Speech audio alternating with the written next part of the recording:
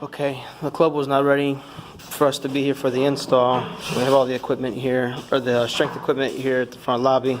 We have to disassemble it to get it through the single door. And once we get into the single door, the club was also not ready for any of the equipment. We're going to be moving all the strength equipment right here. The club's still going to be knocking down walls and doing construction here, getting ready for the equipment. So they've got a bunch of office buildings, a bunch of little rooms. They're still actively doing construction. They got carpenters and stuff working on everything.